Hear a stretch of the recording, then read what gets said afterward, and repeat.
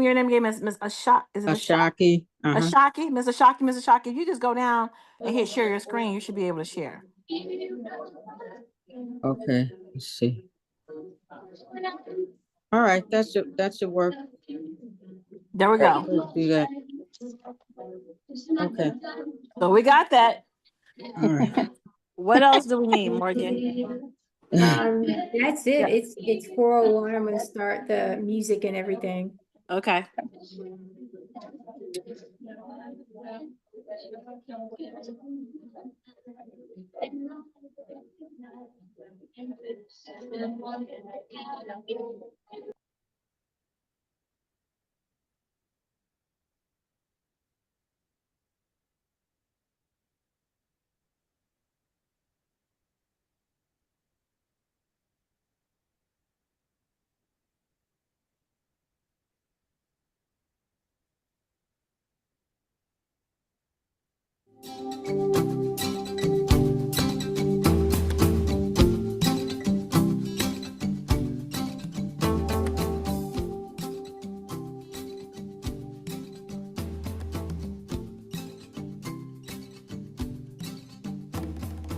All you folks think you own my life,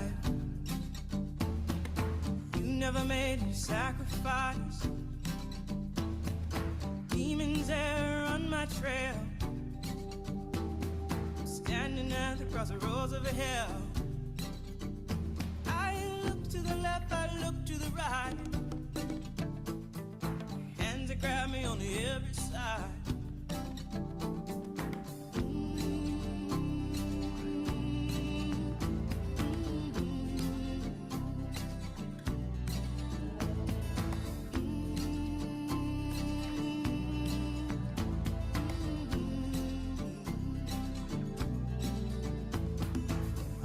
Folks think I got my prize, which I'll sell, that is mine. Think money rules when all else fails. Go sell your soul, keep your shell. I'm trying to protect what I keep inside, all the reasons why I live my life.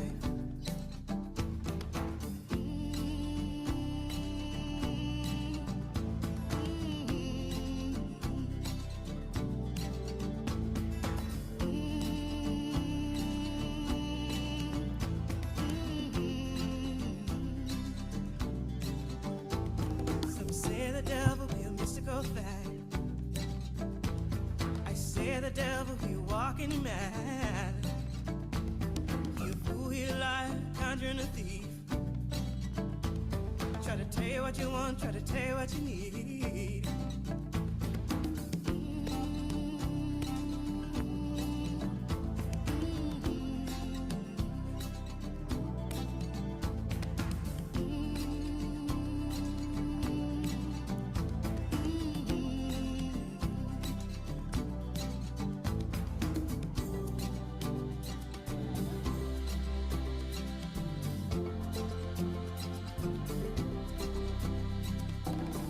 Standing at the point, road across you down.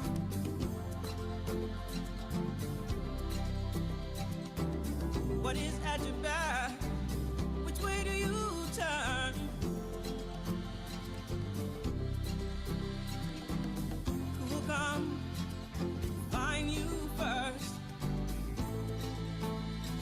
Devils or your gods?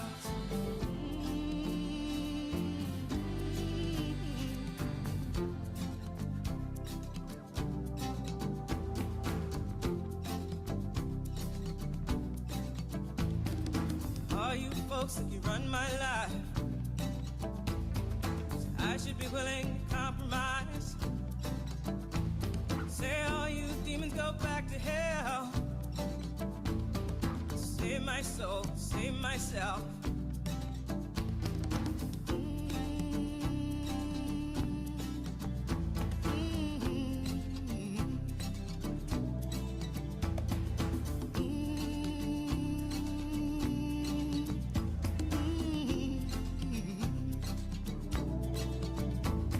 Save my soul, save myself. Save my soul, save myself. Save my soul, save myself.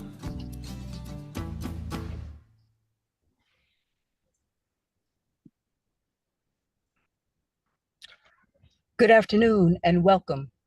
My name is Shafia Mbalia. I'm the director of the Communiversity. The Communiversity is a newly developing educational institution of the Black Liberation Movement, dedicated to building and strengthening the leadership of the Black working class. Welcome to the fourth in the series, The Black Women Workers Central to the Black Working Class. Today, we showcase the impact of Black women workers on the U.S. labor movement and a tribute through the eyes of rising Black students. We thank Sister activist and warrior scholar Tekla Johnson. She produced the next video that you will see, a video also written and participated by the Africana Student Organization of the University of South Carolina. We really want to thank those students and thank Tekla for all of her participation. So next, Sister Tekla and the video with the students. Thank you.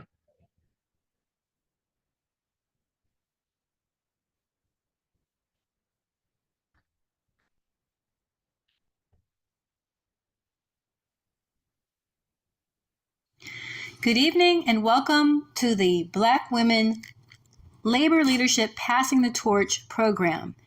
This is a joint Black Workers for Justice, Black Power Archive Collective historical program. BPAC staff was able to sponsor local college students from the Association of Africana Studies at the University of South Carolina to participate in this tribute to Black women labor leaders and organizers. And so today, USC Union's Africana Studies Association proudly offers a tribute to the Black women workers of labor history.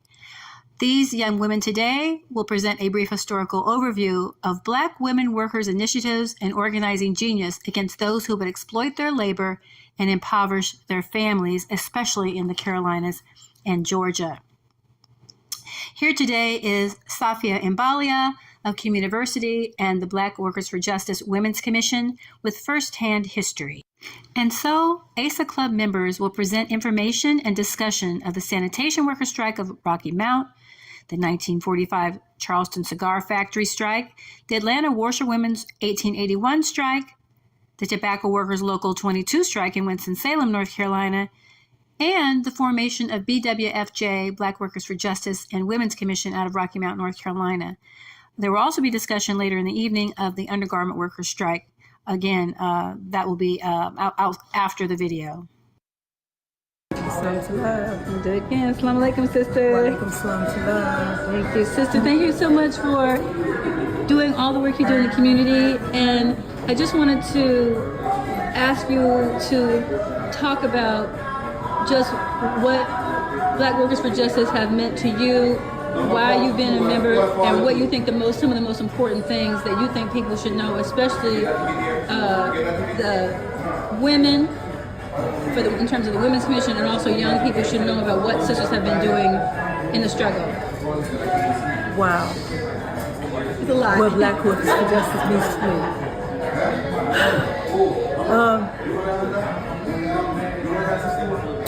So I've been a member of Black Workers for Justice since the mid-'80s. And the reason that I joined Black Workers for Justice is because I believe that it was one of the main organizations who are doing the most concrete work in trying to address the issues, help our people deal with the issues of our community, and recognizing the need for organization not only in the community but on the workplace. And the fact that, you know, coming from where people's conditions are, you know, we are working people. 95% of us work every day, and we gotta hit that clock, we gotta, you know, have that discipline. And, you know, for too long, you know, it has looked like that we have built organization and community, but not really addressing those economic issues that we as working people So how have. did it get started then? So it grew out of a struggle of some women workers at a Kmart in 1981. And they had challenged some discrimination, and in retaliation, Kmart accused them of stealing 17 cents.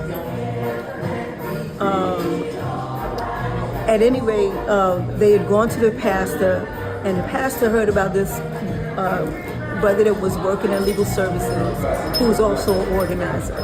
And from there, they went around and they decided they got some folks together and they did an informational picket line. I'm skipping a whole lot of stuff. Yes. And, This is summary. and it spread. Because the picket line, folks in the church, and then people got to talking about the conditions on their job. Were they picketing at Kmart? They picketed Kmart in Rocky Mount, North Carolina, and people started talking about the conditions on their job. And so people got together, started talking about it, and eventually it became, the word spread. There was some other activists in Raleigh, and so with the workers in Rocky Mount, and then in Raleigh, and then activists, they came together, and at first there was an organization called Black Workers for Justice at Kmart. But then when it spread, they dropped it at Kmart part, and it became Black Workers for Justice. So from the very beginning, it's always been about organizing for justice and power in the community and in the workplace. Recognizing that the South is where the majority of our people live and are from. After coming in terms of the history of slavery and Jim Crow, the South is number one where the majority of Black folks live, so that's why we're there. But second of all, that when you go into the history of the South, then you realize that much of the so-called business-friendly policies of states are really anti-union, anti-organization. They do not want workers to organize, and they especially don't want folks to connect that up with the understanding of slavery and Jim Crow as a foundation for undercutting a workers' movement. Hi, my name's Tiaja Moore, and I'm reading about the Rocky Mount sanitation workers paid after 40 years of their 1978 strike. In 1978, from July 10 to September 25th, 1978, about 36 City of Rocky Mount sanitation workers went on intermittent strikes demanding the rehiring of Alexander Evans, a sanitation worker that was unjustly fired for picking up a suit left by a trash can. There was a policy that anything left within 10 feet of a trash can can be picked up by workers. Evan was known to take clothes to people in need as part of his religious mission.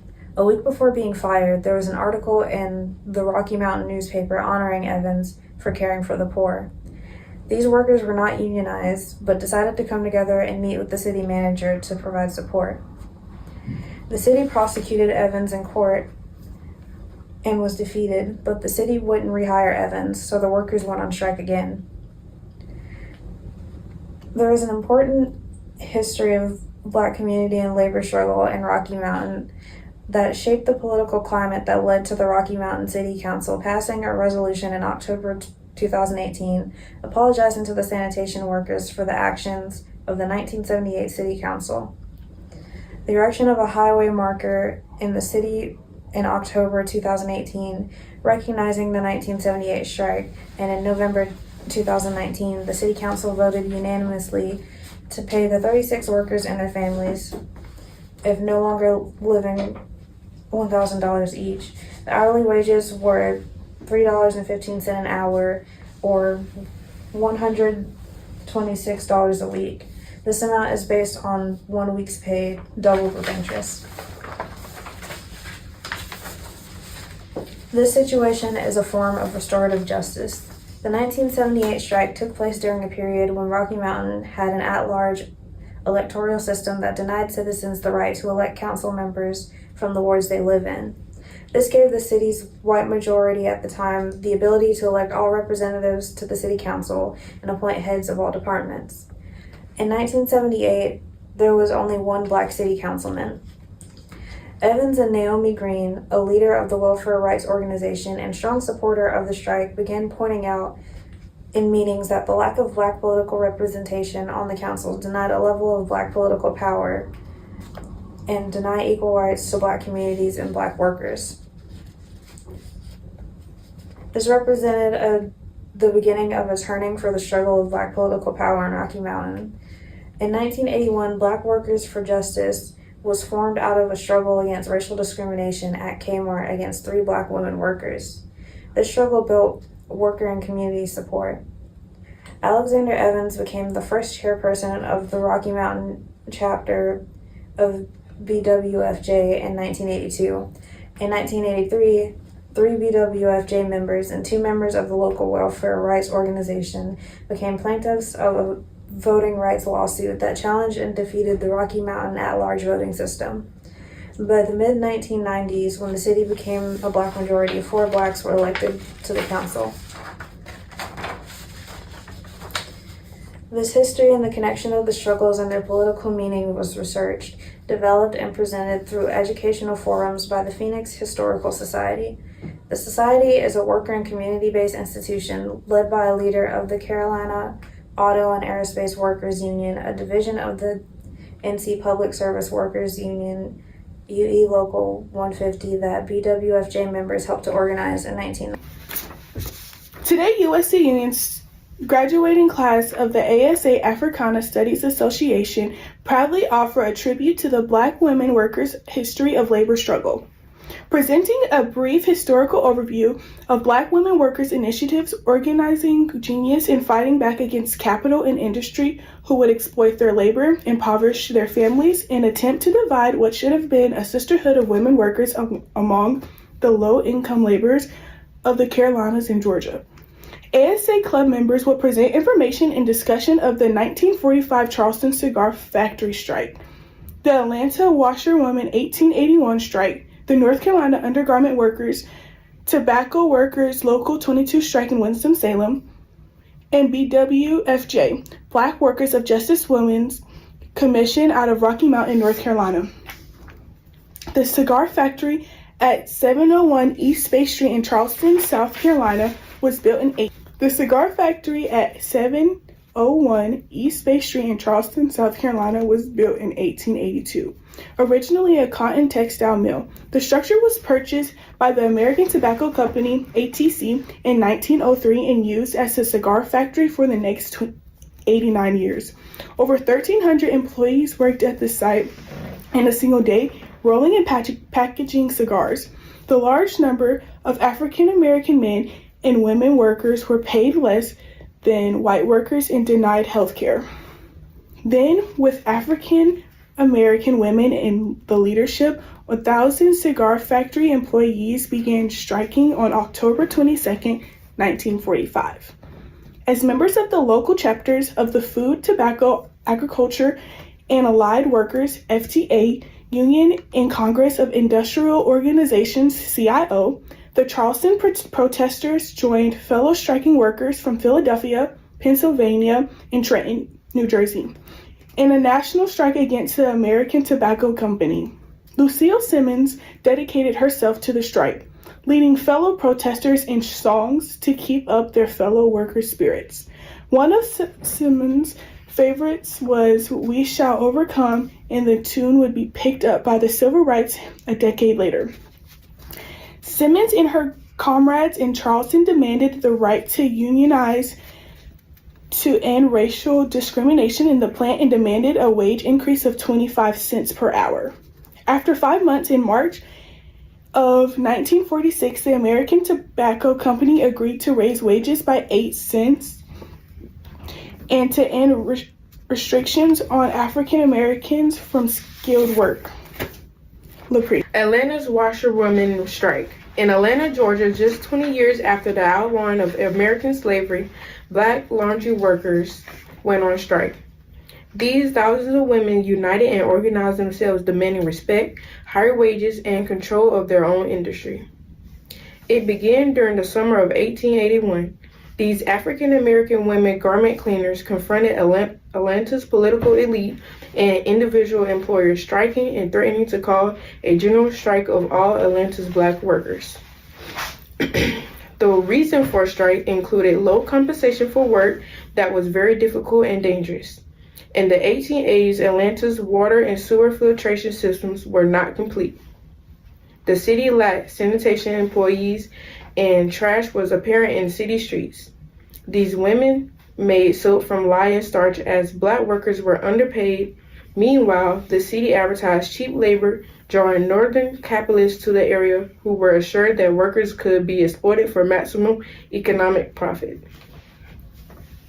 More than half of Atlanta's African American workers were women. The majority of black women worked as domestic, 98%. As domestic workers, the women were required to take care of their white employers' laundry. Laundry workers worked 6 days a week and earned about between $4 and $8 a month. The only way to earn more was to take in more washing, and some women even had their children also working on white laundry.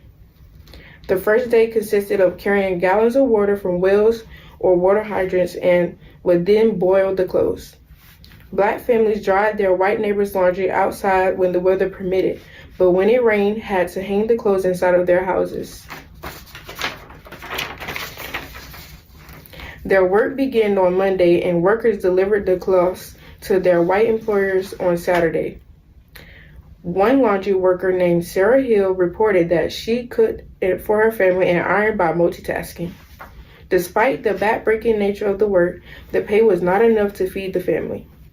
And so in July of 1881, 20 laundry workers formed a workers' organization which they called the Washing Society. The women demanded freedom from white supervision for those who worked in white homes and a raise to the standard amount of $1 for every pound of washed clothes. Dubbed the Washing Amazons by their detractors, the original organizers went door to door inviting other women to join their union and striking to achieve their demands. Within 3 weeks, the Washing Society Union grew from the original 20 to 33,000 strikers. Within a month, the city began arresting strikers and fining women who were members in the union. To intimidate the women, they went to their homes and threatened more measures, including an annual fine of $25 each for all the women, as proposed by the city council. The Washington Society wrote the mayor, stating that they would pay the fine if forced to, but would not end the strike without pay increases. Instead of winning compliance, the increased pressure from the city led to the domestic workers, including cooks, maids, and nurses, joining the strike. Hotel workers also went on strike. Finally, the city council withdrew the threat of $25 fee, and the employers agreed to the raise. But the strike also established laundry workers and all black women workers as instrumental to the. By the 1940s, American workers were well aware of the huge profits that the owners of farms and factories made off the backs of workers who toiled under difficult and dirty conditions for wages that did not feed their households. They would come up with and implement a protest movement that would force owners to increase the workplace democracy and as well as wages and to confront racism. The labor organizing began with Theodore Dosia Simpson in Winston-Salem, North Carolina, in the summer of 1943. Simpson planned to be a teacher like her maternal grandfather and enrolled in Winston-Salem's Teachers College in 1936. The economic struggles of the Great Depression meant that her family could not afford tuition after her first year.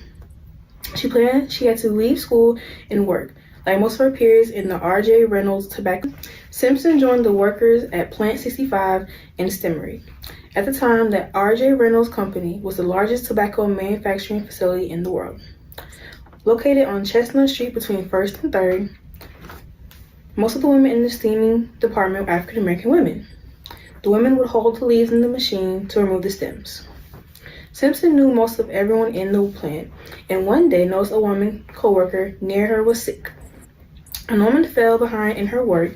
Instead of being allowed to go home, the plant foreman threatened the sick woman with being fired. On that day, at break time, Simpson talked to other women on her floor as well as the men working in the adjacent section, who brought the tobacco leaves to the women. She asked everyone to stop work at lunchtime. The date was June 17, 1943. The work sabotage meant that everyone stood at their machines but turned their backs on their work. Soon the bosses were running into the plant asking what was wrong. One of the men, James McCordle, stepped forward. McCordle had worked in the plant for a decade and a half and told the management, if these women stand up for their rights, I'm with them. McCordle fell to the floor dead. He had been sick for days, but each time he went to the plant nurse, she would declare him well enough to work. McCordle died of a hemorrhage to his brain. Anger and confusion erupted when the workers saw that McCordle had actually died. They rightly blamed the plant for overworking their co-workers to the point of collapse and early death. McCordle was only 38 years old.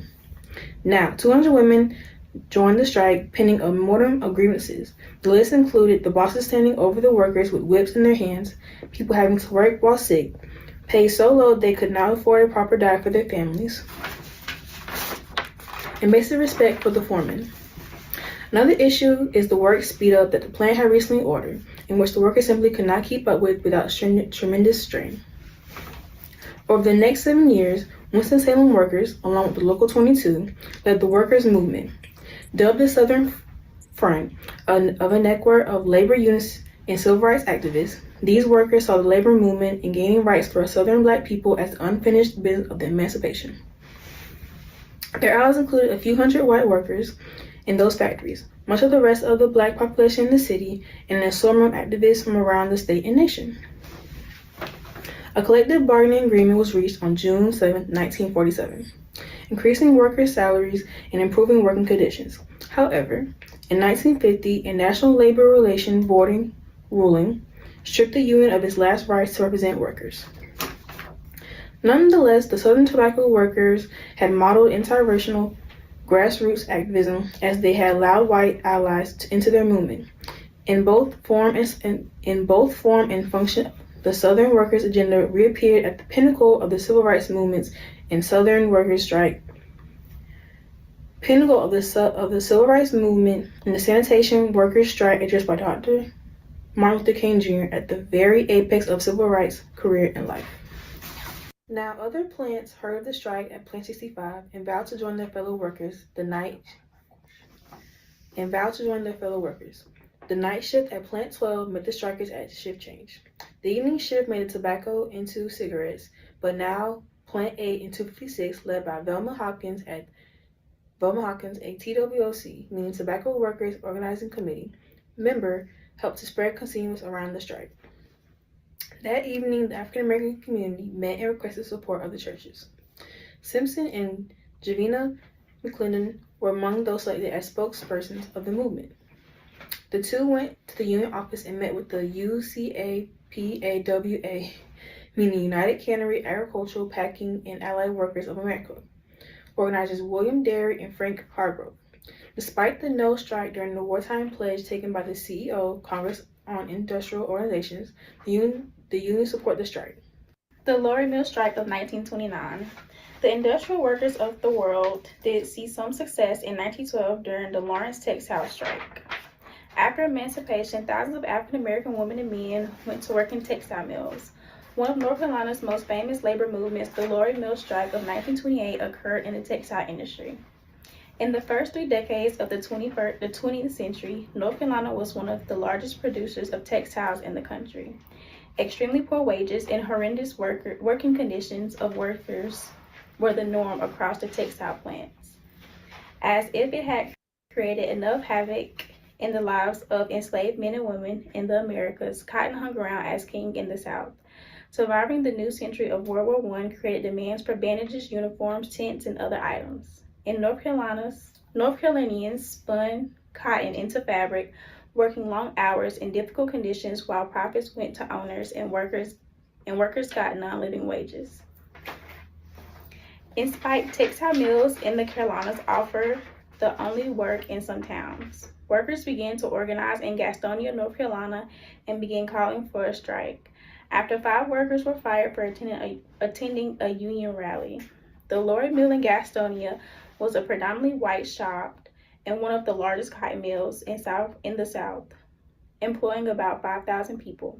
The strike began with help from Northern Union organizers Fred, how you pronounce that? The strike began with help from Northern Union organizers Fred Beale and Ellen Dawson, who advocated for the National Textile Workers Union in Gastonia. However, in June 1929, local police visited the strikers' tent camp, and Police Chief Alder Halt was shot and killed. Several strikers were arrested on murder charges, including Beale. This led to cycles of violence between strikers hired guns by plant owners. Several workers were kidnapped, and Miss Ellen May Wiggins was assassinated. Wiggins was a pivotal figure whose life and death revealed the nuances of race, gender, and labor abuse in the South. Half of the workers at the nearby American Mill were African American and paid even lower than those at Luray Mills. Wiggins, a white pregnant mill worker, was a mother of 7 and had become sole provider for her 5 children after her husband abandoned the family. 2 of the children had died from malnutrition and related diseases. She was born in Tennessee in the 1900s. Wiggins and her children settled in North Carolina, and Wiggins worked in the American Mill in North Carolina, alongside with majority African American workforce. Wiggins, though white, who lived in the African American community called Sumpstown. She made $9 per week and integrated the National Textile Workers Union and demanded equal pay for Black women. She wrote ballads about mill work and helped to urge the uprising at Luray Mills, connecting with women leaders and many others. The Luray Mill strike hardened on June 8th. Deputies were sent in to break up the picket lines and to raid upon headquarters. A shootout at the workers' tent city between anti-union thugs and the strike workers. After 5 months of strikes, hired guns shot out into the back of a pickup truck carrying National Textile Worker Union strikers on their way to a rally. Ella Mae Wiggins was the sole person who was killed. She had been known for her writing and performance of worker ballads mainly about working conditions. Entitled The Mill Mother's Lament, this ballad became one of Ella Mae Wiggins' standards. We leave our homes in the morning, we kiss our children goodbye, while we slave for the bosses. Our children scream and cry, but understand all workers, our union they do fear. Let's stand together, workers, and have a union here. Ella Mae left 5 children as orphans. She also left a legacy of interracial workers, solidarity, female leadership, and labor rights. Southern-born critic Grace Lumpkin will write about Ella Mae in her book, To Make My Bread, which focused on the Luray Mill strike. Textile worker unions would fight an uphill battle in North Carolina after the Luray Mill strike. In 1947, North Carolina passed a right-to-work law which limits unions' powers to organize. Right, I remember coming to North Carolina and said right-to-work state. I'm like, right to work to starve. Right. Right to work to starve. Right. So, I mean, we can go into, very much into that. Black women workers have always played a very active role in those, in organizing in the community and on a job. We haven't had the luxury for the most of us that, in our families, one breadwinner could cover everybody. Everybody had to work together. And like Marlena Shaw said in that record, 20 years ago, 40 years ago, everybody had to hit the floor working.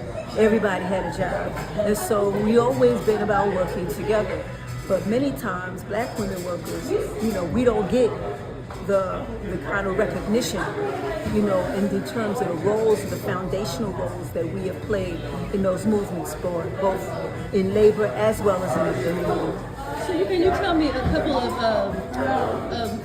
struggles that you guys have engaged in? And I know, I remember you saying one time it was when you organized the women at first, one of the things they wanted to talk about was both racism and sexism. Yes. In the workplace and elsewhere. So the Women's Commission of Black Workers for Justice was organized, I think we did it in 86.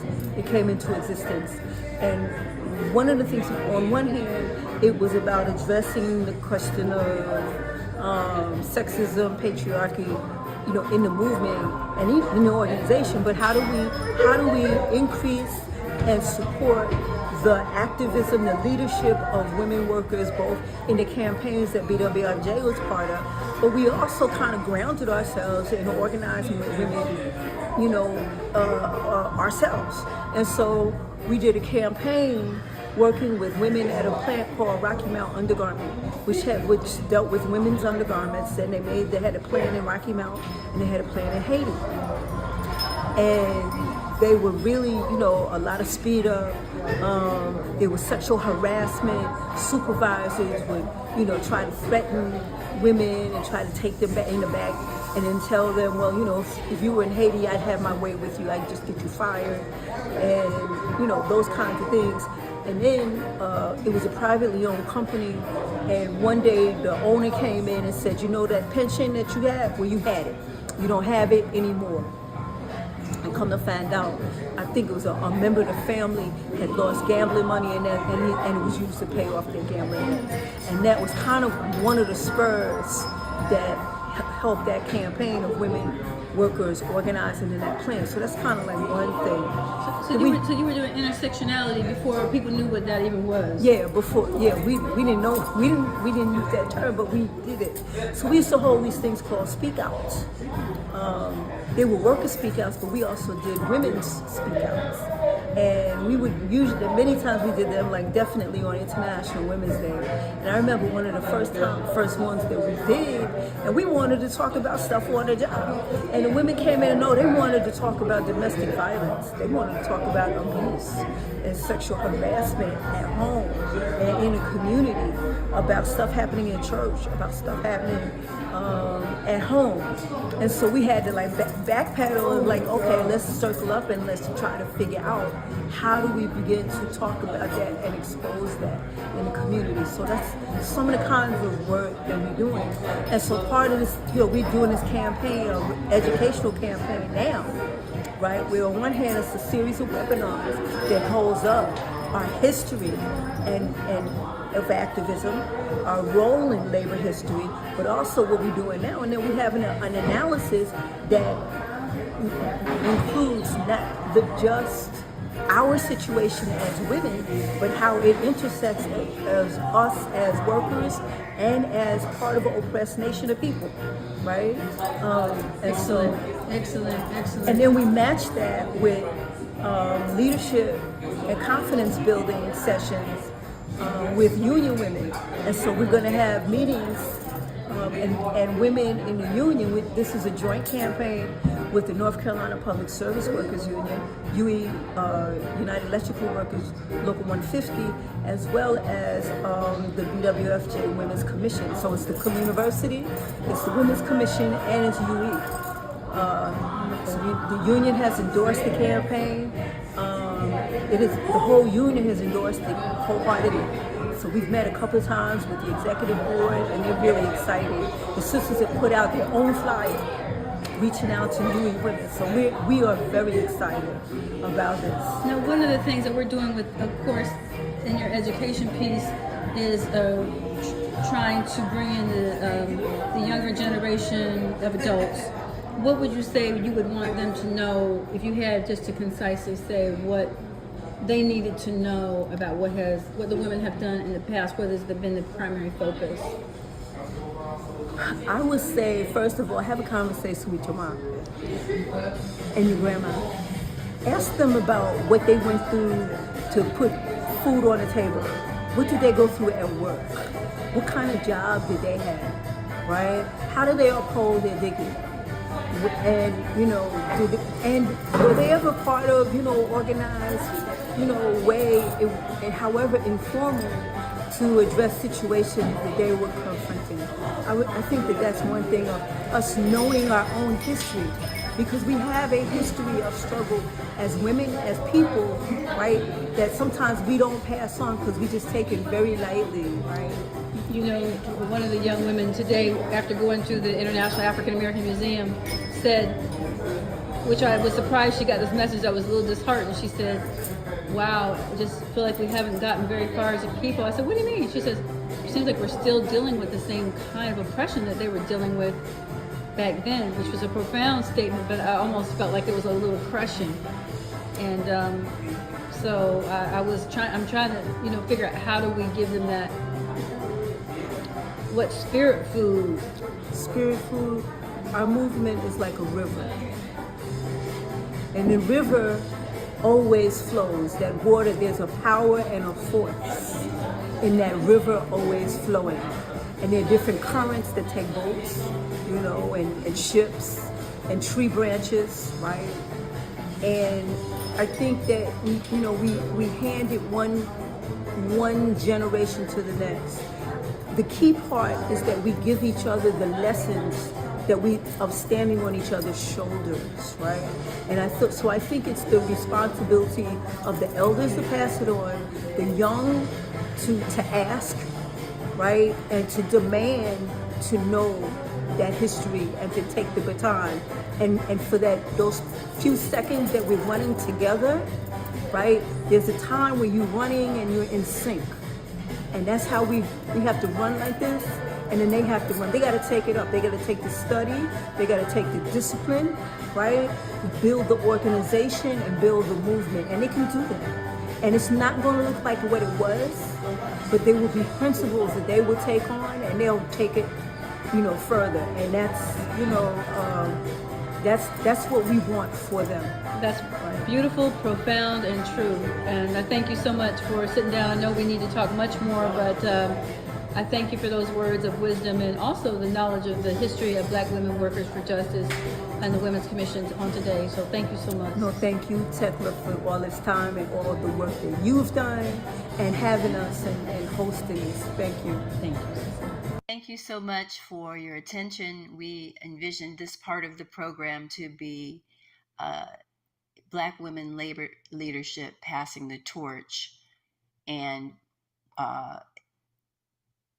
as a joint Black Workers for Justice Black Power Archive Collective historical program, BPAC staff was able to sponsor these college students from the Association of Africana Studies, and we're so happy for them to be able to partner with the Women's Commission of Black Workers for Justice. Thank you, and we look forward to the rest of the discussion.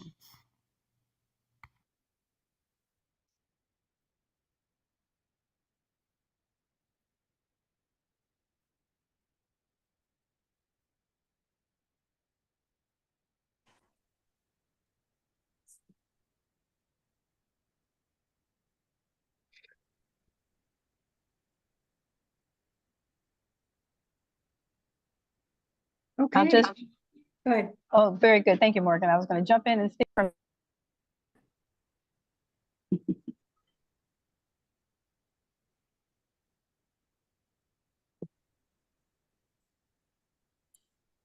Hello. Am I supposed to just jump in now, or Yeah, looking for someone to introduce me? Okay. I didn't know how we had it set up.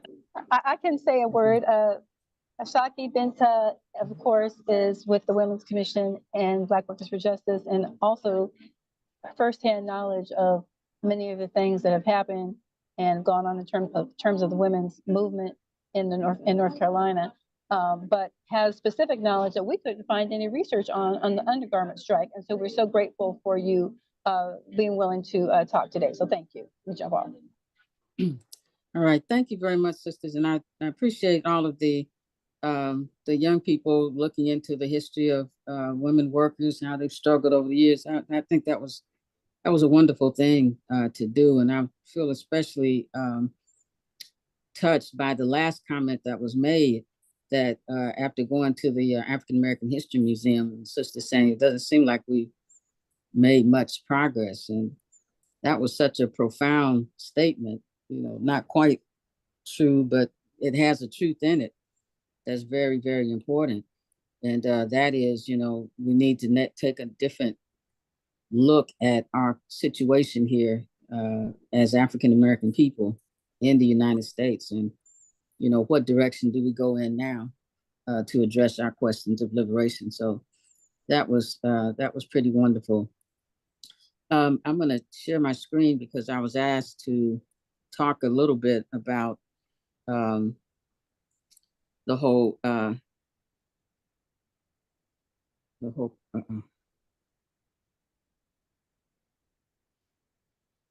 question of I don't know, can everybody, I think I got it. Can everybody see this at all, or? Mm-mm. Let me try again.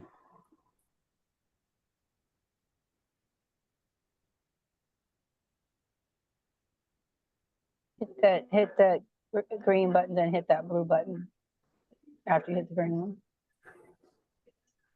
Okay, it should be advancing.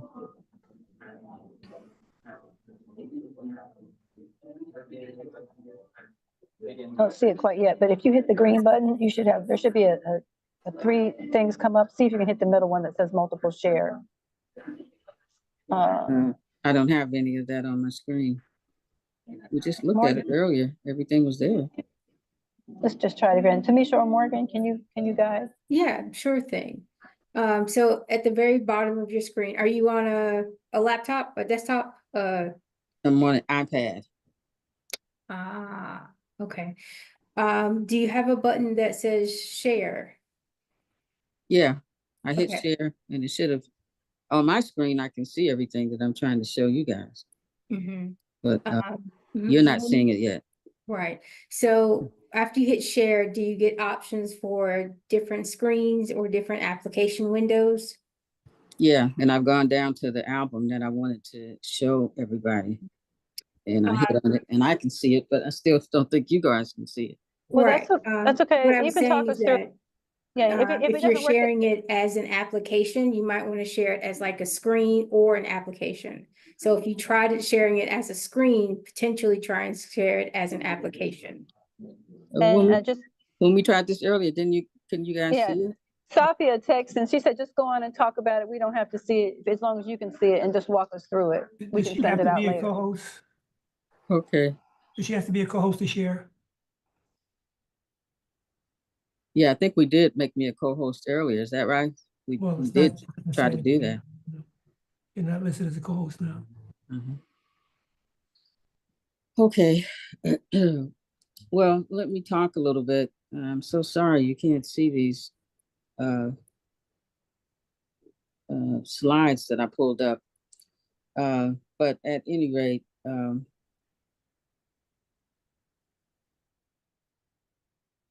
you can't see any of this. You can't see anything on the screen now. Is that right? No, but that's okay. Okay. Well, I'm sorry about that. We got to do better in the future, guys. But anyway, thank you all for having me. I was one of the organizers with as a member of Black Workers for Justice. When in 1989, we launched a major campaign called Workers Want Fairness. And that campaign allowed us to reach out in Eastern North Carolina and the Rocky Mount, Edgecombe, Nash counties to try to contact workers in a lot of different factories that were active in that area at the time. We learned about the whole history of the strike and everything that the city workers had. But we were reaching back out, trying to organize workers, and there was a lot of different kinds of factories open at that time. And as Shaf had laid out earlier, one of them was the Rocky Mount undergarment plant that did these sisters sewed piecework undergarments, and they were paid by the piece. And one of the things that we learned that, we didn't learn in school when I was growing up, that's for sure, but that a lot of these factory workers, the only white women were allowed to work in them initially. And so as white women went to these factories to work, Black women had to go to their homes to do the cleaning and the child care for their children.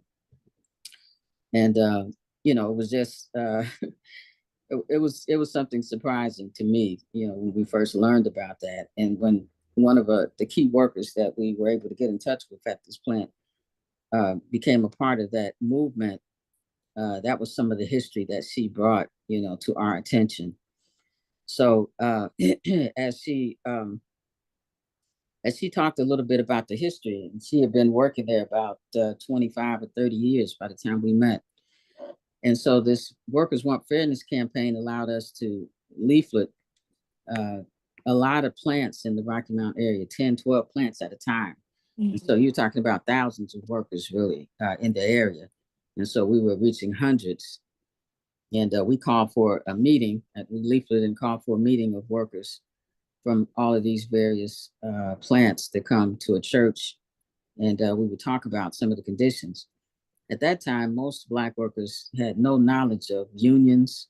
Even some of them didn't even know what a union was, had never heard of it, and certainly hadn't had any experience at their workplace with regard to the unions. So, um, so we, about 60, 70 workers came out that first night to this broader meeting. And one of the workers who came, she came with a couple of other of her co-workers, a sister named Ida Body, who had been working there over all those years. And they wanted to have changes, in the workplace, like all of the other workers who came.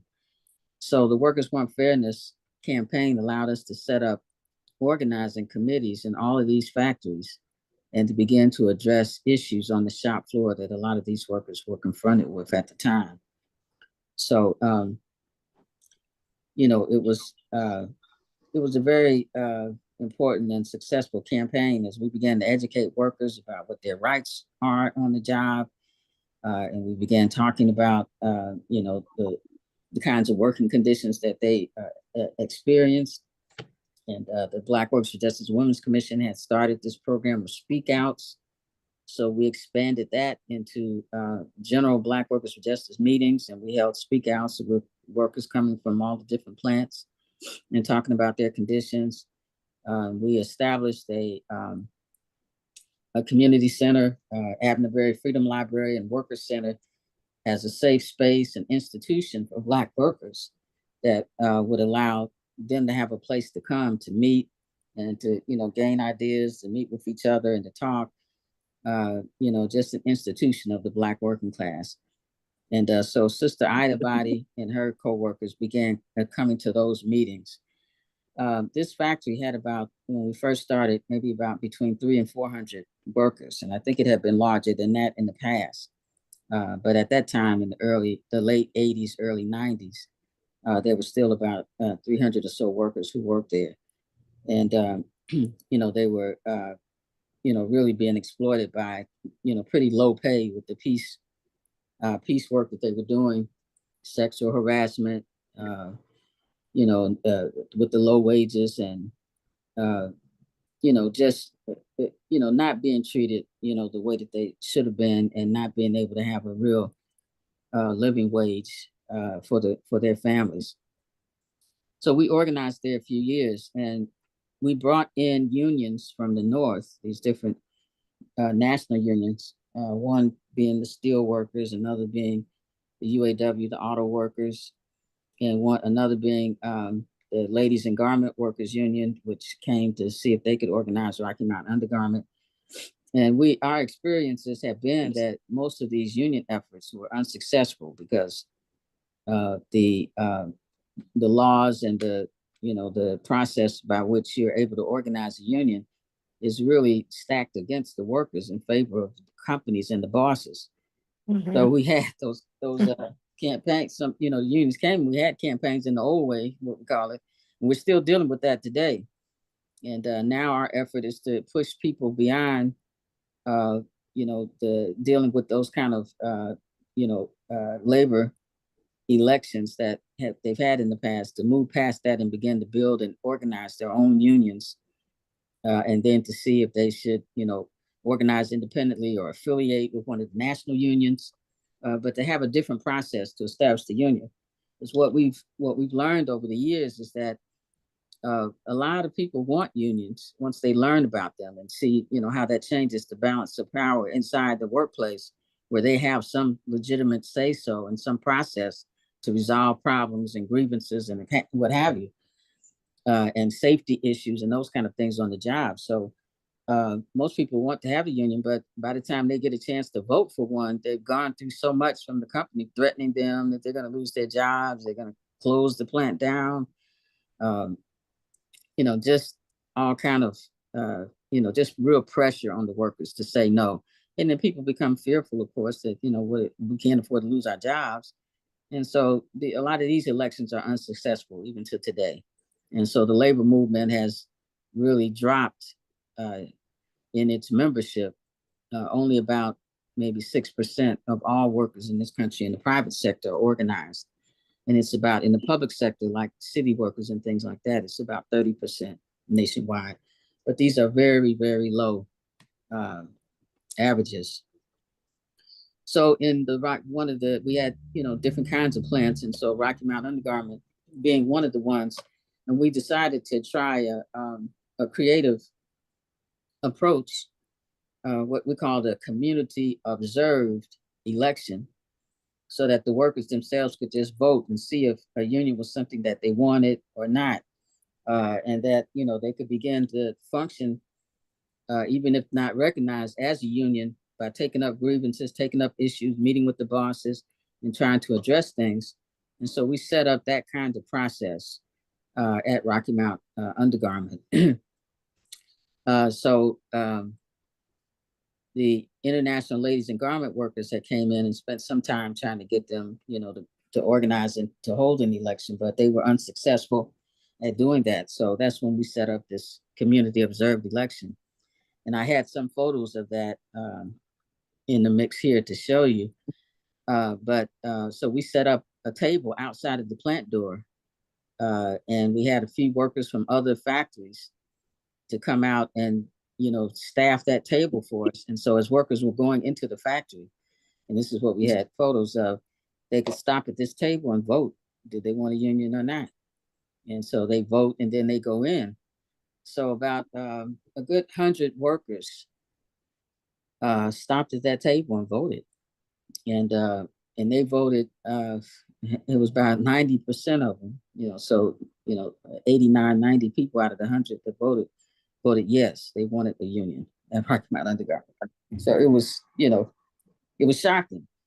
And so word spread throughout the plant, pretty quickly. And and it was, and they asked, well, did we win it? Did we get a union, or what did we?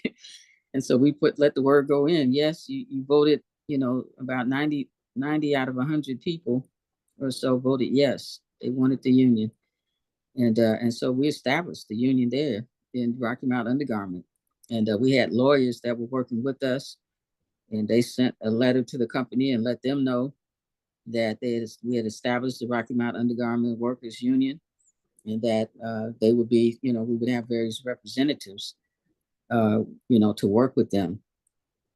Soon after this happened, if you remember back in the early 90s, all of these plants all over the country in every industry, whether you're talking about steel or, auto, all kinds of manufacturing, they started shutting down in the United States and moving to other countries. And so they were moving to Mexico, they were moving to Guatemala, they were moving to Indonesia, they were moving to, anywhere but the United States, so that they could pay workers, really pennies on the hour, to pay them, and not have to, recognize or pay the kind of salaries they were paying here, which really weren't much. And so Rocky Mount Undergarment was one of those plants who moved their operation to Haiti, and others in the area moved, to Mexico and other places like that. So eventually they shut down, but the company was so upset. And one of our leaders, Sister Ida, I mentioned her, and I had some pictures of her there. She was, we're putting maximum pressure on her because they did not want the union to be in there to have to sit down and negotiate or talk with them. So it was a profound experience for all of the women workers in there. Once they closed that plant, a lot of those women, because they had been involved in this particular struggle, they wanted to go back to school. So some of them hadn't finished high school, and some of them, so they were going to school. Some of them had finished high school. They wanted to go to college. Sister Ida, at her age, she went to college.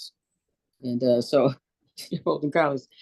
And so it was just a profound transforming experience for a lot of those sisters, to challenge the bosses, to challenge them, and they weren't fired for it. Even though the plant did close, but that was the national and international trend at that time, unfortunately. Now you're hearing it in the news. They're talking about what they want to get these factories back here. We got to bring them back now because, it's unfair to the white workers that they don't have jobs to go to that they want. So, anyway, we're dealing with the repercussions of all of that now. But that was the history of Rocky Mount Undergarment and the women workers there. And of course, a lot of them became members of Black Workers for Justice. Sister Ida became a leading member. She passed now, but she took trips with us to Cuba. And that was a profound experience for her. And she was just a leading member until she passed. And so, that was the story. So I think what we're going to have to do is do a even better job than we did today, work on our presentation here and our effort to capture these things more. I was hoping to get this in a slide program, which would have been really easy for me to show.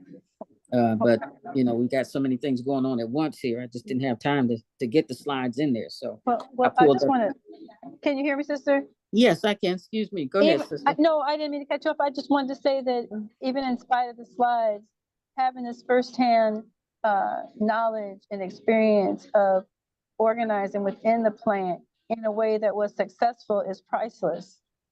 Especially as we know we're in what they call it, the right to work state, which means you can't. That's right. You can't make people join a union within the plant, but really it's to discourage people. And so you all were successfully getting around that and making it work. And I just think that firsthand account that you gave is priceless. And I hope that it was captured on and recorded here myself. Well, thank you all so much for recording it. And, it's a good effort. But yeah, there's so much experience that we've had in BWJ that's valuable and important. And we're trying to document it, but it's taking us, a while. And trying to do it, even better. So hopefully we'll get a chance to do this again and be able to do it with a larger audience and more, and get all of our technical stuff together. Right. Today was the best, but it's good, and I really appreciate us getting a chance to talk and spend some time talking about some of these experiences that are still relevant today. Yes, thank you so much, and I know you have to go. If it's getting close to 5, I know you have to jump off. So if you do, I don't know if Shafi is coming back on, but we're going to have some more discussion, and we're going to open up. You're going to open up the floor. But I just wanted to formally greet everybody and say Assalamu alaikum, free the land, free all political prisoners, free Palestine, and because I've been teaching college for the last 20 years. For academic freedom as well. And to thank you, Safia and Balia, and you, Ashaki, Binta, for all the work you have been doing, as well as our tech team, which is first time they've ever worked together. So we thank it's them, okay, guys. It's okay. We'll make progress going forward. But I just want to say 3 things that stood out to me, but I want to proceed it by just saying my connection, why I'm interested in this, and why when Safi said, okay, we're trying to do bring this, the next generation needs to know about this stuff. My father was a union man working in construction, and my father-in-law was a union man. My father was in construction. My father-in-law was at meatpacking, and they both came out of the South and ended up in Omaha, Nebraska. But at that time, you could make a living. This was in the 50s and 60s. You could make a living. You could buy a home and all that stuff. But even before that, my grandmother, when I first saw my grandmother, I was about 3, and I noticed she would cook kind of, and even she was bent in half, bent over when she would walk. She couldn't straighten up. And I didn't find out till later that would happen to a lot of our women, young girls who were in the fields picking cotton, and they would grow literally in puberty this way. And so one of the sisters said, go ahead. I say, isn't that something that happened to some of the older white women who worked in this plant with Sister Ida too? When they got up, they were still hunched over because they had been working like that their whole lives. But going into these factories was an advance over the sharecropping. So it seemed better because you're getting the actual salary. But really, the exploitation was still a major factor that you were dealing with as time went on. Absolutely. And so the Great Migration. So I guess I wanted to bring in, because I know we've been talking about the South and South Carolina, but our folks who moved to the Midwest, the North, all of it it's still, they were trying to escape the not just violence, but sharecropping. But even then, now you're eating these plants, and it's still, you're still getting exploited. You're still getting no health care. You're still getting, other than a union, other than a union. And so I just wanted to point to three things that were said. One about the student Kennedy. She said she had read out, labor rights are the unfinished business of emancipation. That's right. That struck me. Absolutely right. Yes. And then you, sister, you said workers in your campaign, workers want fairness campaign. That's the action. So that was it struck me as that's the challenge and the pressure that you brought. Here's the action. Here's how you do it. You get into these plants, and you have to let the people have a voice. And you said you set up that at the table, and the people could come and they could vote. And when they voted, 90%, yeah, this is what we want. And so that was powerful. And then Safia said, how do we pass this? That's the how-to. How it's simplified, but it's the problem, it's the how-to. And then Sister Safia said, we have to have our movement is like a river. We're standing on the shoulders of all the women that the students talked about, and your shoulders also. And then how do that baton, I thought that was so beautiful when she said the baton when we're running at the same time. Yeah. And yes, and talking about me speaking to, I guess, identity and in passing information about who we are, and then also past victories. And so that's why I thought, what you said was so priceless, because you had a victory there.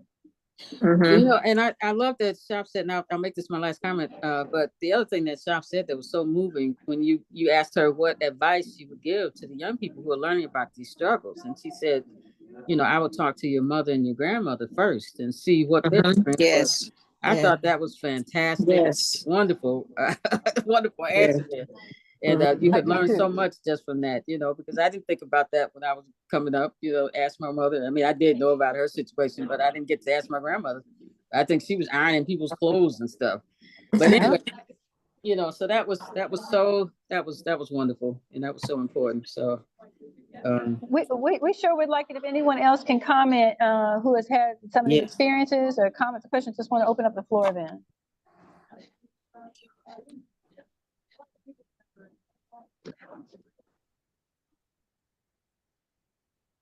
There's several other folks on the line who might have had experiences. Is there anyone else who wants to speak about their experience? I just got the nudge from one of the tech people to remember to say that, and we do want to hear from you. Yeah, very good. Please feel free to speak. I'm going to sign off, girls. I hate to do it, and I'm so sorry. Ashaka, I have a question. Well, first of all, as we can, if you send over those the album, we can actually put this down in post-production, because we are going to distribute this social media wise, and it will become a campaign so that we can attract a larger audience. So that's one. And two, we want to get college students involved. But I want to ask you, during this time, this was around 70-ish, you're saying 1970. Was Martin Luther King already dead? Have they already killed Malcolm X? Yeah, no, this was the late 1980s. We had that first Workers' Want Fairness meeting in 1989. Okay. We had a workers' school that year. We launched this campaign, and then a lot happened from there throughout the 90s, and you know, on till now. We still are organizing. And how was it? I mean, you talked about the resistance. How real was the resistance of, okay, I'm gonna lose my job? But in 1980s, I guess we've gotten past the point of feeling like the KKK was going to riot and do massive damage in your community. What was the outside of losing the job? Was there any other fear factor in associating in what you're doing? Well, you know, one of the things was, a lot in those 70s, you know, 60s and 70s, where people were just coming off of from the sharecropping. And so when you go to work in these factories, what we saw was, you know, they were hesitant to do anything to rock the boat, because it was so much better than the experience that they had under sharecropping. So a lot of people that, you know, took these jobs to work to be getting a paycheck every, you know, 2 weeks or every week, or, you know, whatever. That was just a whole lot different than, you know, you owing the sharecrop owners at the end of the year, and you still haven't made it. So this made people hesitant because their life was better in that sense of being able to get their own money in their hands and be paid. So that that was a sense of it. And then approaching the organizing, with the factories and in the factories and things, and even in the public sector, people are at first very hesitant because they think, they have to go through the experiences of it to see that you can challenge this and you're not going to lose your job. You may lose your job because the laws are, at will employment. So that means, you can come to work and be doing everything the boss tell you to do, and he can still fire you because he don't like the shoes you wore that day or whatever. And so that's a real phenomenon. So like any struggle, you pay a price for struggle. It's not free, so, but what you learn is that if you challenge, you're able to beat back, because you're creating more space in your favor. When the workers come together and organize, it changes the balance of forces inside, because now you're challenging management. They don't have the same room they had before to just do whatever they want. So this is a learning process that the workers have to go through, and they see by challenging, that, okay, well, we we didn't get fired for that, and we did get this change. The other thing was that in the South, everything was set up so that it's set up to keep Black people from having any kind of power. So the electoral arena, like they talked about the suit that they had found in Rocky Mount to change it from the at-large to the representative city council. So a lot of bosses in these factories, they would tell workers who they could vote for. This was common practice when we started organizing. So your boss and your pastors, a lot of times they would take the side of the plant, the owners, because they're miseducated. Well, y'all don't need to be doing this stuff, and that that man owns the factory, and y'all don't need to be doing this, that, and the other. Do what you're told, do your work. Then the sexism, if it's women workers, the way that they would be treated by the pastors, and the way, so all of these things were factors pressing against people, to organize. And so, we were organized anyway. And then the unions were just shocked that we had all these committees in these workplaces. They would come down saying, y'all, how did y'all get these committees in here? These are the unions. So, so this is, it's a stage of experience that, where we were at that time. So one of our members, Joan Sharp, she passed now. She was a sledge lock worker, but her parents were sharecroppers. So she was just out of, just coming out of that. So this was a different, period in terms of people's experiences. But now, everybody works, and if you're not in prison, and if you're fortunate enough, you have a job somewhere. So so even in the 80s, you're seeing the churches side with the employers because they are set up to do what they were supposed to do during the times of slavery. Wow. Right. Wow. But but it would be not all the churches. You would find sometimes, like we had our first meeting at a church, but if it was white people, their churches wouldn't let you meet, talk, or anything. The white people were just, But in the Black churches, you could find some that were more progressive, more civil rights oriented.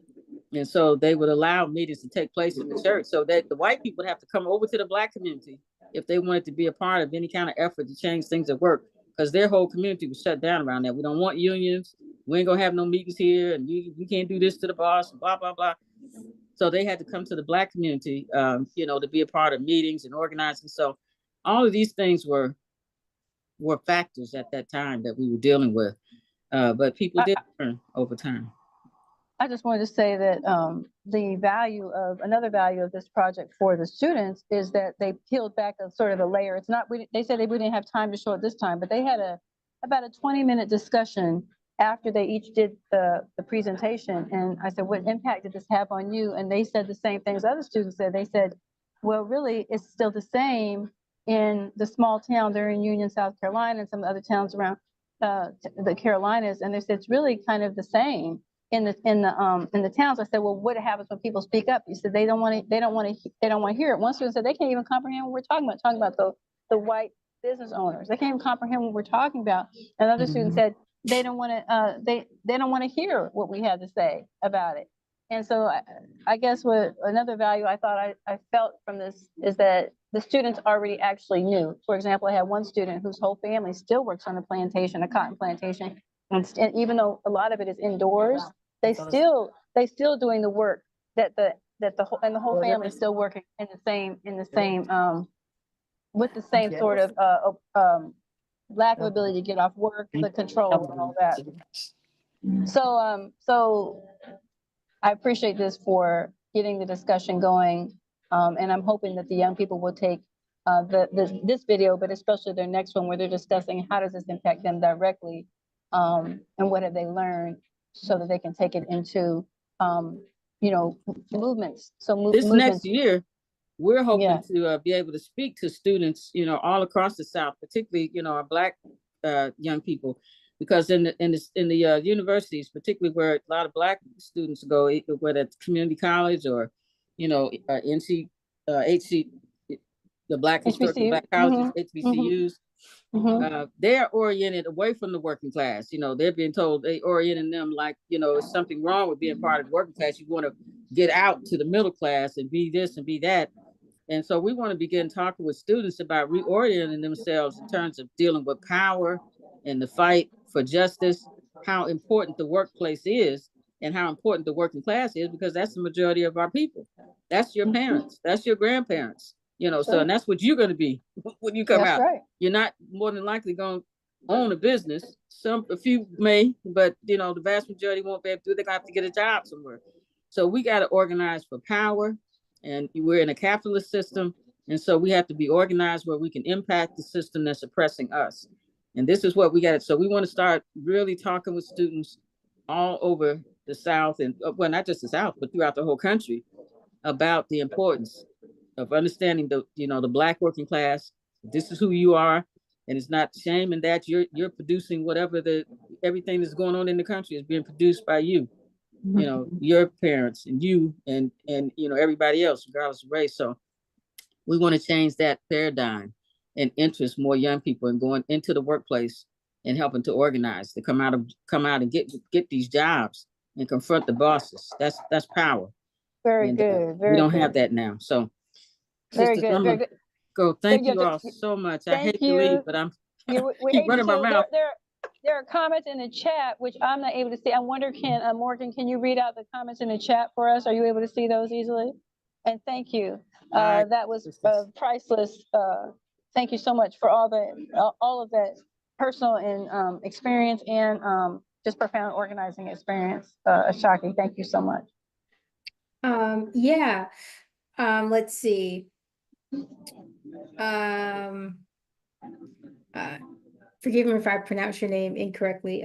Nico said something really interesting, and I was hoping they would share a little bit more about how they plan to make changes. So if you want to speak up, by all means. Good afternoon, everybody. It is Nichelle. Oh, I apologize. No worries. I get that all the time, and Nigel as well. So I just wanted to bring in, since asked about the correlation of the Black church and the struggle then as well as now. A lot of the times, I think that we have missed the mark, especially in the Black church. And I myself, as being an ordained evangelist, that's actually one of my objectives in building the HOL Tabernacle, because in the South we taught Jesus, but we left out the conversation of justice. And unfortunately, we're seeing the remnants of that right now today. Even with the organizing that I'm doing in the state of South Carolina, I hate to even just bring out someone's, denomination. I don't want to do that because I don't want to be out of order. But one of the oldest churches that has been known for fighting for justice, that has been known pillars of their history, fighting against the Klan, fighting against the oppression. But now, for whatever reason, now they have seemed to sort of lost their focus, as well as their forward motion. They tend to do enough to say that they're doing something, but when it comes time to really put the boots on the ground, and I'm not talking about where those fans at, they keep kind of giving me the runaround. So it's just a sad situation to see that the church that has the ear of a great many of African Americans, week after week after week, they're still delivering a watered down message. So I'm looking forward to building this tabernacle in the way that God sees fit, and bringing some of that stuff forth, what needs to be brought forth. So I'll go ahead and yield, since I'm not the only one on the mic. Well, thank you so much for saying that. That is traditionally how we organized and where we organized, and we can't overlook it. And so thank you so much for bringing that up, that, you know, we need to follow up with you about that. That needs to be a part of a larger plan that we all work on together, whether it's in the colleges and the high schools and in the churches. Morgan, go ahead. Yeah, go ahead. Did you? I was about to say something. I just, I'm sitting here, and this is totally off kilter. I'm sitting here with my college student son, North Carolina A&T, and she says, wear those boots on the ground. So there was recently a boots on the ground party, and I'm thinking, what's supposed, somebody's about to have a militia, but building a militia or something, and I realized it's associated with this fan music that we're hearing, which seems to be a trend. While America is in this huge place of rebuilding, because that's what we have to do, we as a people are got boots on the ground with the music fans. I just thought that was very interesting. That's number one. From the church perspective of being able to, where is the church in this moment? Where are they? Because they played a huge part of the civil rights movement. The youth played a huge part of the civil rights movement. So if those institutions are silent in this time of imperialism falling to its knees, what institutions can guide this ebbs and flow of this labor movement that we talked about? That's just a question that came to my head. I just had to spit that out there. I'm going back on mute. Love it. Love it. Thank you. And so true. Please go ahead so we can get everybody involved. Are there other comments that you can read out? I just can't see them. Yeah, sure thing. I believe you had a comment from Miss Okikor. Again, I hope I pronounced that right. Okay. Mhm. Yeah, I was just saying, I was just kind of lifting up, or just kind of seconding what Ashaki said about the ways that we have been oriented against labor and unionism. I remember as I was being trained to be a teacher, which I come from a family of unionists, some were educators, my grandmother was a factory worker, my mother was a postal worker. And from Newark, New Jersey. And I remembered that we had a strong leaning toward unionism, but as I was in school, there was a push away. Don't go near the unions. Don't go. Like there was that, and I actually internalized that for a little bit, until I realized, like, no, actually, this is actually some real rich history around how working class and working poor people have gotten any of the wins that have happened for anybody, right, in this country. It's come from working class and working poor people.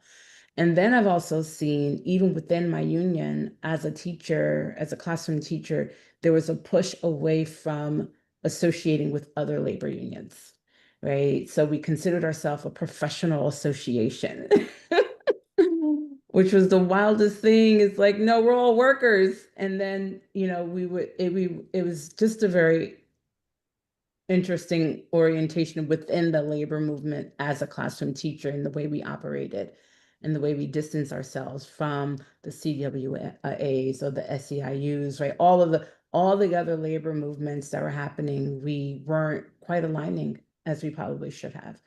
And should, not probably, but we definitely should, because we're all here in the same boat trying to paddle along and make it to safe harbor. So yeah.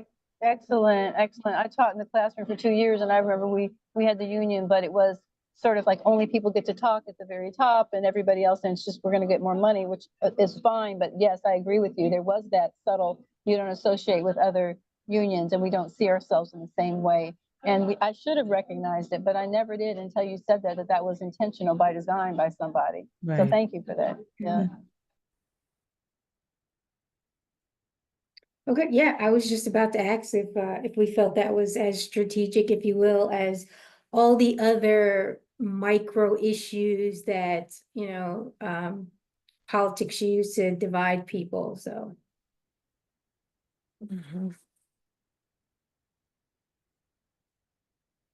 And Miss Brenda, I know you didn't actually Yeah. say anything specifically, but I felt like you had a comment when our sister was talking a little earlier. You want to hop in and say something?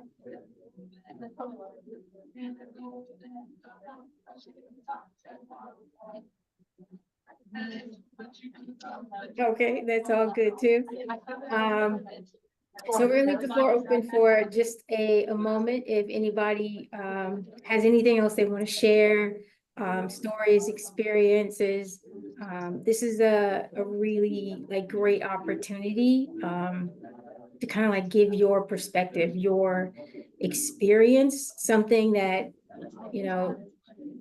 can really only come from you, right? Like we never experiences the same thing. Even the person that walks with you next to you, they have a different context. And so we can really only hear through your words. And I see one more comment in the chat too as well. Go ahead, please, sister. Well, I appreciate that. My name is Sakia Royal, and I am part of UE Local 150, our Public Service Workers Union here in North Carolina, and I'm a past president. And I just wanted to talk about the fact, was it, she asked the question of, is it intentional? And, we have to understand that it's always intentional, right? And we have a different kind of struggle here in like Eastern North Carolina, for instance. So we have public service workers. So we have workers that work for the cities, the state hospitals, and uh, some private companies, right? Well, at least one. And so I just want to talk about the DHHS and the state hospitals, coming out of that era that Miss Shafi was talking about, and women in the South and them establishing these jobs within the state facilities and having what we consider a financial security and, health insurance and being able to provide and buy houses and things like that. And so as people, we always, it's from what I'm looking at, because I'm not from the South, but I've been living in the South for the past 20 years. And it was always something that people were proud of, and always something that people worked hard to maintain because of, that was like one of the good jobs. If you got you a state job with some benefits, you made it, right? And so nobody wants to rock the boat, right? Nobody wants to call, because they only got 10 more years before they retire, and they don't want to mess. So it's a lot of individualism mindset, and it's not by fault, not by our as workers as fault, right? Because we have to protect us, because nobody will.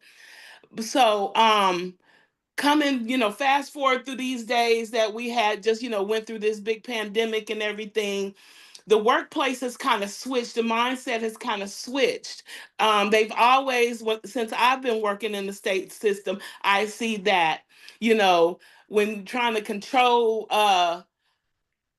workers, they tend to put people in positions that look like us and give them false hope of grandeur or false hope of some type of false control, right? And so as long as they're getting pats on the backs and some extra raises, that whole overseer mentality. And so now the platform is different. Post pandemic, we have younger workers coming up People have retired, and the ones that are still there, they still have that fear. And that's one of the things that we struggle, in organizing without collective bargaining here in North Carolina with, how do we break that fear? It has to be something that's directly affecting that worker at that particular time to be able to move them in masses. And so, but the thing now that these younger generation are coming into the workplace, they're not having it. You treat them wrong one time, they're gone, because they know that there's something better. Their mindsets are a little different than the older people rooted in the South. And so I guess I said all that to say is that, now that they're the workers that we are still, the older workers that still have some time in there, that's the struggle. Making them understand that not just surfing along, you have to stand up and fight, but people have been so complacent and fearful, understand, that the struggles look a little different because we don't have laws to back it up. And so I'm gonna stop there because I see you want to kind of engage what we talking. Oh no, I just wanted to agree with you. And I would use the word driver. The drive, that in some ways it is new, and in some ways the putting that person who has something to lose, it's almost like you use the word overseer. Well, when they say when it was an African American person that they use to control the others, and that person becomes a driver, and they become in the way. Absolutely. And blocking the progress. Yes, yeah. I hate to say it, but that's really what it is. And so absolutely. And so they use their positions, and it's really sad. There's a lot of things that when you have a lot of women working together, just a lot of people, in estate facilities like that. But it's sad to see that you really do. They give certain people, and that's the biggest issue that we always have when we have our fights with DSOF and things is management. And unfortunately, the management looks like us. I mean, it's all the way. It's pretty much throughout. I was at a university. They had a brother who was a dean, and I filed a lawsuit against the school, and he stepped in just for racism. Everyday racism, the same old stuff. And he stepped in and said, "Well, I didn't take it personally." I said, "Well," and in the lawsuit, I said how he ran in my office talking about he couldn't trust any of these white people, and on and on and on, the things they were doing to him, including just utter disrespect from the people underneath him. But he did their bidding. And so the lawsuit, the lawyer finally told me, we can't do it because there's a black man there that's saying there's only two of you at this time. I was hired up there in New York. He said, he's saying that it's not personal. So yeah, I know exactly what you mean. And it's all levels. I worked on a horse farm. I've done, no matter where you are, unless people either are personally, this is why I was so enamored with shocking what she said, because she said, once people understood, the organizing work they did was phenomenal, because if they got 90%, 90%, yeah, to say they wanted a union, that means they went around and talked to each person how this is in your best interest, and people understood. When they really, really understood, there still was those outliers, but the main people understood that I'm part of this. And so I did think I think there's some kernels and truths in there that we can apply other places, Absolutely. Yeah. And I just wanted to point out that here in North Carolina, without the collective bargaining piece, we still organize like that. And that's how we get most of our chapters, and most of our workplaces organized. Well, all of them, actually. We have no contracts, that type of thing. And so we have to do the groundwork and the reaching out and those Everything. things. Everything. Well, I look forward to the next session of this. I wanted to say that I think they're going to air, not in June, but I think in July, the students' conversation. I hope they can pair it with other students as well, but the students who talked about how, someone said, Antoine said, that's nice. Okay, we're gonna close out. This is from Safia, but there was one comment that just made a comment just now, and I couldn't catch it because it moved so fast on my screen. So Morgan, if you see that last one, and then after that, we'll close out. Antoine gave us some great comments. We must remember who we are as the Most High's people to secure a safe and wealthy future for ourselves and our children. He also says the power of the people is greater than the people in power. Mm. So Mhm. thank you But for the words of encouragement. And we just must organize. Mm-hmm. Thank you to everybody. I appreciate everybody allowing me to come on and to share with the students this history. It was priceless for them as an experience, and I want them in a couple, I think month after next, to hear how they felt about what they learned and how it impacted them in terms of thinking about things that they could possibly do to move things forward, as well as being honest about some of the roadblocks that are in place. But again, I want to thank everybody for coming, and if we can just do a round robin and close out, that would be great. And then we'll have Morgan just take us out. Thank you all.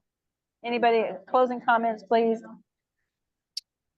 I would say for me, I think the biggest thing is realizing that this wasn't that long ago, right? My grandfather was a sharecropper, and I'm 39. So, yeah.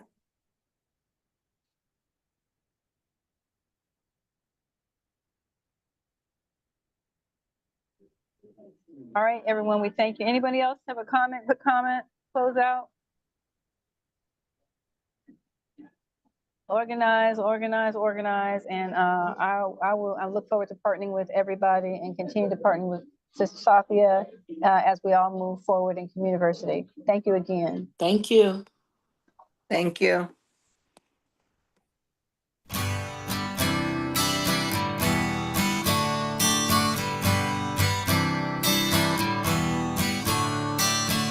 Don't you know, we're talking about a revolution. It sounds like a whisper.